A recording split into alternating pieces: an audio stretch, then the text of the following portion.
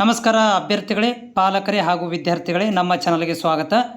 ಇವತ್ತು 19/5/2026 ಇವತ್ತಿನ ಕರ್ನಾಟಕ ಪರೀಕ್ಷಾ ಪ್ರಾಧಿಕಾರದಲ್ಲಿ ಕ್ರೈಸ್ ಮೊರಾರ್ಜಿ ದೇಸಾಯಿ ಮತ್ತು ವಿವಿಧ ವಸತಿ ಶಾಲೆಗಳಿಗೆ ಸಂಬಂಧಿಸಿದಂಥ ಒಂದು ಪ್ರಕಟಣೆಯನ್ನು ಹೊರಡಿಸಿದ್ದಾರೆ.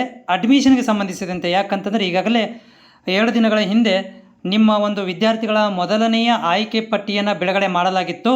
ಈ ಒಂದು ಆಯ್ಕೆ ಪಟ್ಟಿ ಬಿಡುಗಡೆ ಆದ ನಂತರ ಅದಕ್ಕೆ ಅಡ್ಮಿಷನ್ಗೆ ಪ್ರಕ್ರಿಯೆ ಈಗ ಪ್ರಕಟಣೆಯ ಆಯ್ಕೆ ಪಟ್ಟಿ ಬಿಡುಗಡೆ ಮಾಡಿದ ಮೇಲೆ ಅಡ್ಮಿಷನ್ ಕೊನೆ ದಿನಾಂಕಗಳು ಇರ್ಬೋದು ಅಥವಾ ಅಡ್ಮಿಷನ್ ಯಾವ ರೀತಿಯಾಗಿ ಮಾಡ್ಕೋಬೇಕು ಅನ್ನೋದನ್ನು ಕೂಡ ಅವರು ಪ್ರಕಟಣೆ ಮಾಡಬೇಕಿತ್ತು. ಅದಕ್ಕೆ ಸಂಬಂಧಿಸಿದಂತೆ ಇವತ್ತು ಇಲಾಖೆಯವರು ಪ್ರಕಟಣೆಯನ್ನು ಹೊರಡಿಸಿದ್ದಾರೆ. ಇದಕ್ಕೆ ಸಂಬಂಧಪಟ್ಟಂತೆ ನಾನು ಇಲ್ಲಿ ನಿಮಗೆ ಮಾಹಿತಿಯನ್ನು ಒದಗಿಸ್ತಾ ಇದ್ದೇನೆ. ಚಾನಲ್ಗೆ ಹೊಸಬರಾಗಿದ್ದರೆ ನಿಮ್ಮಲ್ಲಿ ಡೌಟ್ಗಳೇನಾದರೂ ಇದ್ದಲ್ಲಿ ನೀವು ನನಗೆ ಚಾನಲ್ ಸಬ್ಸ್ಕ್ರೈಬ್ ಮಾಡಿಕೊಂಡು ನಿಮ್ಮ ಡೌಟ್ಗಳನ್ನು ಇಲ್ಲಿ ಕೇಳ್ಕೋಬೋದು. ನೋಡಿ, ಇಲ್ಲಿ ಆದೇಶ ಬಂದಿರುವಂಥದ್ದು ಏನಂದರೆ ಪರೀಕ್ಷಾ ಪ್ರಾಧಿಕಾರ ಮತ್ತು ಕರ್ನಾಟಕ ವಸತಿ ಶಿಕ್ಷಣ ಸಂಸ್ಥೆಗಳ ಧಾರವಾಡ ಇವರ ವತಿಯಿಂದ ಪ್ರಕಟಣೆ. ಮೊದಲನೇ ಸುತ್ತಿನ ಒಂದು ಸೀಟು ಹಂಚಿಕೆ ತಾತ್ಕಾಲಿಕ ಫಲಿತಾಂಶವನ್ನು 16/5/2021 ಪ್ರಕಟಿಸಲಾಗಿತ್ತು. ಇದು ತಾತ್ಕಾಲಿಕ ಫಲಿತಾಂಶ ಅಂತ ಹೇಳ್ತಾ ಇದ್ದಾರೆ. ಇದರಲ್ಲಿ ಏನು ಹೇಳ್ತಾ ಇದ್ದಾರೆ ಅಂದರೆ ವಿವಿಧ ಸಂಸ್ಥೆಗಳು ಮೊರಾರ್ಜಿ ದೇಸಾಯಿ ಇರ್ಬೋದು, ಕಿತ್ತೂರು ಚೆನ್ನಮ್ಮ ಇರ್ಬೋದು, Atal Bihari Vajpayee, Shri Indira Gandhi, doctor B R Ambedkar, Masti Venkatesha Iyengar, Sangolli Rayanna,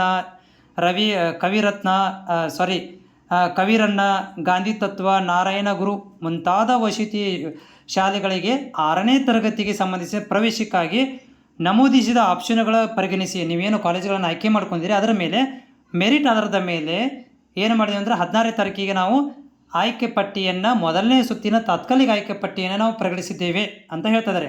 ಮುಂದುವರೆದು ಒಂದು ವೇಳೆ ಪ್ರಕಟಿಸಿದ ತಾತ್ಕಾಲಿಕ ಫಲಿತಾಂಶದ ಬಗ್ಗೆ ಏನಾದರೂ ಆಕ್ಷೇಪಣೆಗಳಿದ್ದಲ್ಲಿ ಅಥವಾ ಬದಲಾವಣೆಗಳಿದ್ದಲ್ಲಿ ನೀವು 21/5/2026 ಒಳಗಾಗಿ ನೋಡಿರಿ, ಈಗ ಬಂದಿರುವಂಥ ರಿಸಲ್ಟ್ ನೀವು ಅಡ್ಮಿಷನ್ ಹಾಗೂ ಆಗಿಲ್ಲ, ಹೋಗಿ ಅಡ್ಮಿಷನ್ ತೊಗೊಳ್ಳೋ ಹಾಗಿಲ್ಲ ನೀವು. ಯಾಕಂತಂದ್ರೆ ಇದು ತಾತ್ಕಾಲಿಕವಾದಂಥ ಫಲಿತಾಂಶ.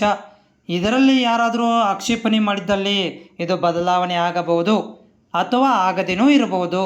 ಅದಕ್ಕೆ 21ನೇ ತಾರೀಕಿನ ಒಳಗೆ ಲಿಖಿತ ರೂಪದಲ್ಲಿ ನೀವು ಸಂಬಂಧಪಟ್ಟಂಥ ದಾಖಲಾತಿಯೊಂದಿಗೆ ಏನು ಮಾಡಬೇಕಂದ್ರೆ ಆಯಾ ಶಾಲೆಗಳಿಗೆ ಹೋಗಿ ನೀವು ಆಧಾರ ಸಹಿತ ಲಿಖಿತ ರೂಪದಲ್ಲಿ ನೀವು ಕೊಡಬೇಕು ಅಂತ ಹೇಳಿದ್ದಾರೆ.